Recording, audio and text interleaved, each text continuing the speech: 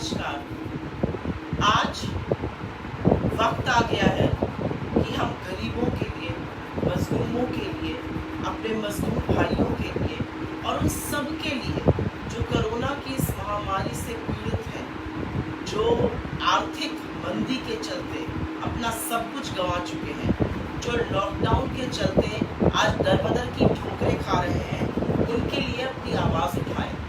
आज राजनीतिक तू-तू मैं-मैं करने का वक्त नहीं है।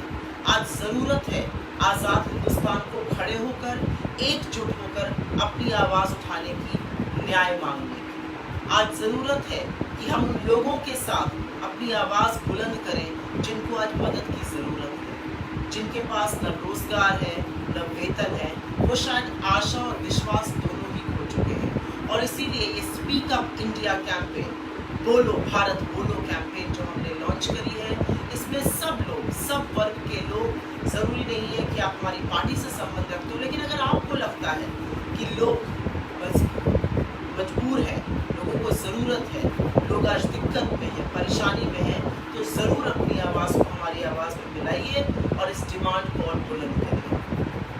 मैं सबसे पहले तो बात करना चाहती हूँ कोरोना के चलते जो लॉकडाउन किया गया, 4 बार लॉकडाउन किया गया देश में, और ये लॉकडाउन सेंट्रल गवर्नमेंट ने किया।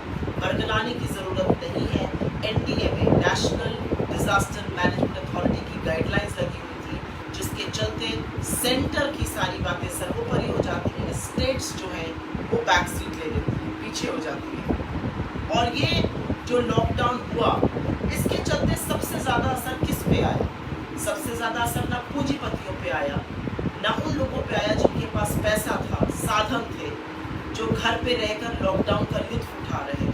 जिन लोगों के पास पैसा था उनके लिए तो लॉकडाउन एक पेड हॉलीडे था। उनको लगा ये घर और परिवार के साथ टाइम व्यतीत करने का एक अवसर है। उनको लगा ये नई नई खाने की डिशेस बनाने का अवसर है।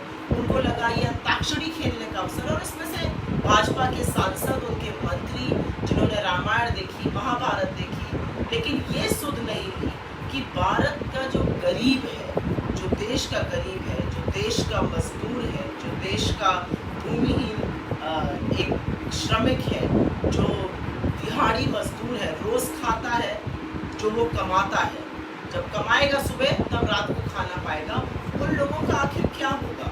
और अब तो आंकड़े साफ हैं और वो सब बताते हैं कि लॉकडाउन के चलते गरीबों पर जो कहर बरपा, गरीबों की तो कमर ही तोड़ दी इस लॉकडाउन।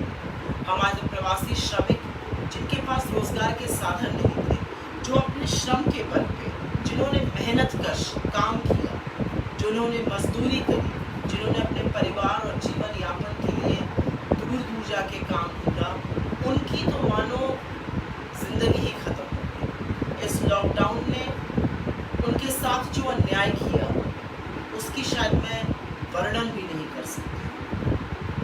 पहले 40 दिन तो सरकार भूल ही गई कि उनके लिए भी कुछ करना चाहिए, और हम लॉकडाउन के पहले दिन से इस निर्दयी, इस निर्मम, इस असंवेदनशील सरकार से कह के थक गए कि उनको पैसे ट्रांसफर करिए।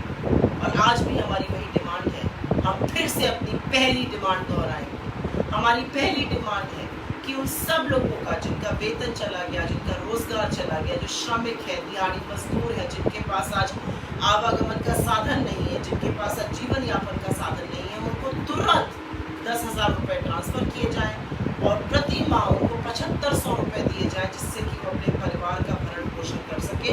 और इसमें बहुत पैसा नहीं लगना है। मैं बार बार ये कहती हूँ, आप अपने पूंजीपति मित्रों के साथ तो मोदी जी कोई छर्रे उड़ाते हैं, लेकिन इन गरीबों को पैसे देने से आप क्यों हिचकिचाते हैं? आज ज़रूरत है कि आप उनकी ओर देखिए, उनकी ओर मदद का पैसा दीजिए। आप बड़े बड़े पूंजीपतियों को भरण पोषण करते हैं और छोटे छोटे उद्योगों को आपने मरने के लिए छोड़ दिया। वो बिना आय के, बिना पैसे के मर गए। और आप ये भी नहीं समझते हैं कि सिंपल अर्थव्यवस्था का जो प्रिंसिपल है, और ये आपसे मैं साझा करना चाहती हूँ, अपने लोगों से साझा करना चाहती हूँ, जब लोग अर्थव्यवस्था में पैसे डालकर खरीदेंगे नहीं उत्पादों को, चाहे वो कुछ भी हो, चाहे वो खाने का सामान हो, वो साबुन हो, तेल हो, कंघी हो, कुछ भी हो, अगर आप खरीदेंगे नहीं तो वो उत्पाद बनेंगे नहीं। अगर वो बनेंगे नहीं तो फैक्ट्रियाँ बंद रहेंगी, फैक्ट्री बंद रहेगी मतलब मजदूर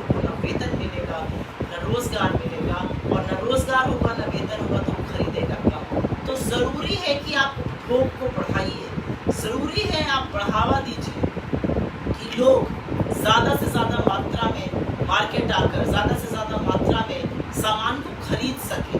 जब वो खरीदेंगे तब अर्थव्यवस्था वापस ढर्रे पर आएगी, लेकिन आप ऐसा नहीं कर रहे हैं। और ये हम कोई एहसान नहीं करेंगे अपने लोगों पर, ये हमको बहुत बड़ा तगमा नहीं मिलेगा हमको ये करने का, ये हमारा कर्तव्य है। इसी को राजधर्म कहा गया है। जो लोग आज मुश्किल में हैं, जिनकी आजीविका बंद हो चुकी है, उनकी मदद करना राजधर्म है। उनकी मदद करना हम सबका परम कर्तव्य है। उस पर तो मैं और घिनौनी राजनीति ना करें, मेरा सिर्फ ये कहना है। हमारी दूसरी डिमांड है, और ये बड़ी डिमांड है। आपने 40 दिन तक तो श्रमिकों की कोई खोज खबर नहीं की, आपने उनको उनके हाल पे छोड़ दिया।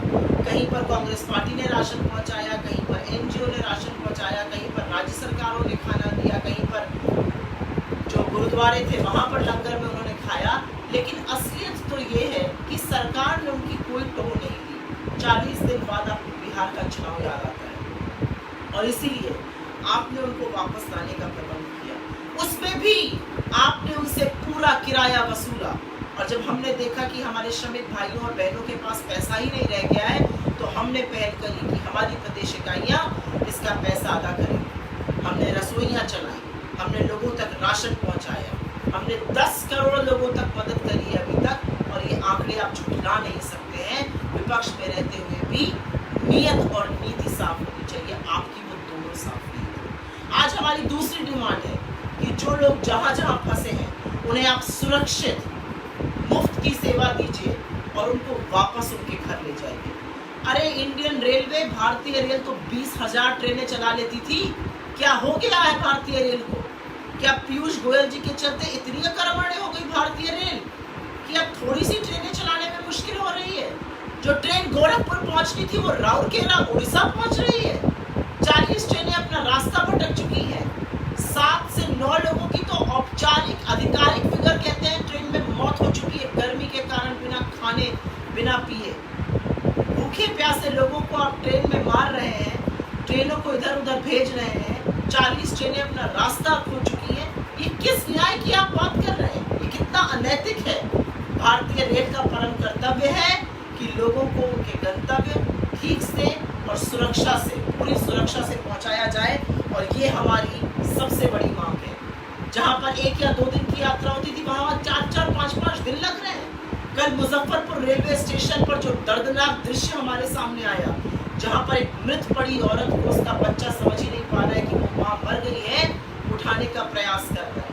वो भूख और प्यास और डिहाइड्रेशन से गर्मी में मर चुकी थी। उसके परिवारजनों ने कहा कि उसको कोई दिक्कत नहीं थी, उसको कोई बीमारी नहीं थी, वो गरीबी और गुर्बत के कारण मरी, वो ट्रेनों की अव्यवस्था के कारण मरी। और इसका जवाब और इसका जो जिम्मेदारी है वो भारतीय रेल और आप पर है।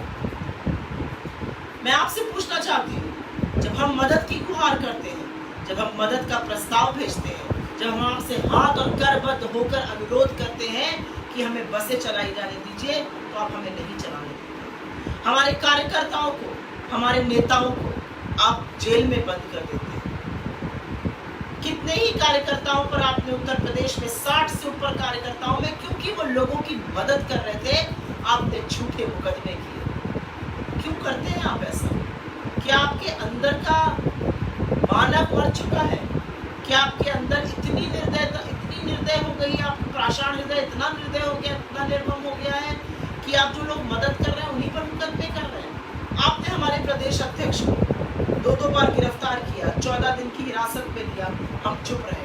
हम चुप इसलिए रहे क्योंकि आपको लगता था कि ऐसा करके हमारा मनोबल टूट जाएगा, हम अपने काम से पीछे हट जाएंगे। पर मदद और गरीबों के साथ खड़े रहना हमारे खून में है, और उसको आप कैसे मिटाएंगे? हमारे मनोबल को, हमारे लक्ष्य को आप झुठला नहीं सकते। हम एक एक गरीब की मदद करने को आज भी प्रतिबद्ध हैं, और हमको मदद करके रहें। कुछ लोगों की गिरफ्तारी से, हमारे नेताओं के साथ प्रतिशोध की राजनीति करने से हम पीछे नहीं हटेंगे। हमारा मनोबल और बढ़ेगा। हम आपसे अपनी तीसरी डिमांड रखते हैं, हमारे नेताओं को तुरंत छोड़ा जाए।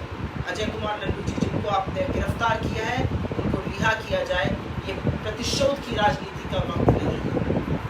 और अंत में मैं आपसे हाथ जोड़ के विनती करती हूँ, उन छोटे बच्चों को, छोटे छोटे बच्चे हैं जो हमारे घर पर बड़े अच्छे से रखे जाते हैं, वो इस गर्मी में, इस तपती धूप में चले जा रहे हैं। उन गर्भवती महिलाओं से आप क्या कहिएगा?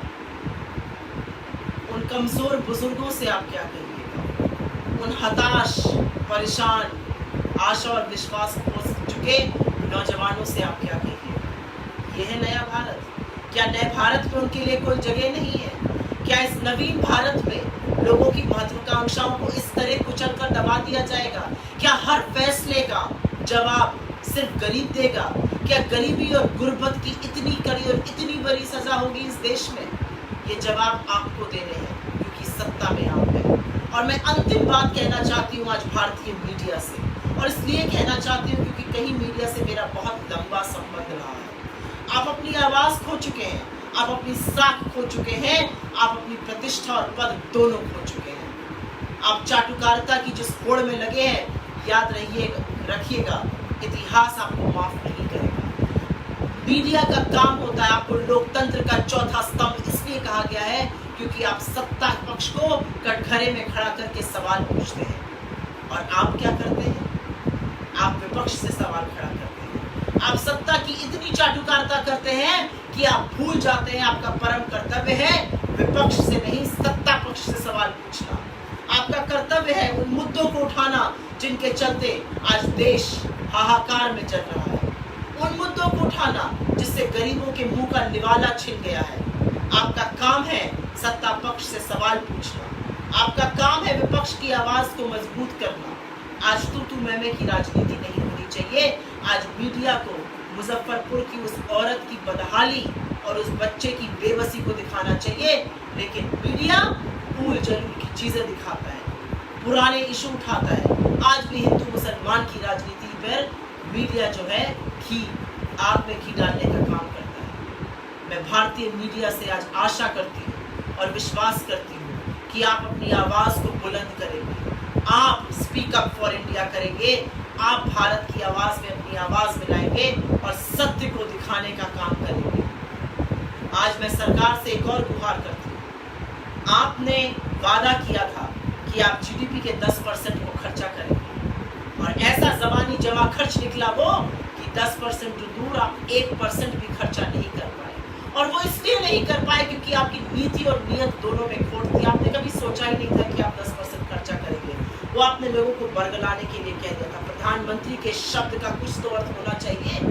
प्रधानमंत्री के शब्द और पद की गरिमा को बनाइए, उनकी प्रतिष्ठा को मेंटेन करिए, लोगों के मुंह में निवाला डालिए, लोगों की जेब में पैसा डालिए, और उसी से अर्थव्यवस्था वापस चलेगी। नहीं तो बहुत देर हो जाएगी। इस पटरी से अर्थव्यवस्था उतर चुकी है और वो इतनी ढह जाएगी, वो इतनी चरमरा जाएगी कि आप फिर उसको बना नहीं पाएंगे। मैं सिर्फ और सिर्फ भारत की जनता से, उन लोगों से जो संसाधन है, जिनके पास साधन है, लोगों की मदद करिए। आज एकजुट होकर उन लोगों के हक की लड़ाई में अपनी आवाज मिलाइए, क्योंकि जरूरी है हमारी और आपकी आवाज इस सोती और बहरी सरकार को सुनाई दे और ये फिर से जगे और कुछ काम करे। स्पीक अप इंडिया एक कोशिश है, एक पहल है उन लोगों की आवाज को उजागर करने के लिए, उन लोगों के हक की लड़ाई लड़ने के लिए जो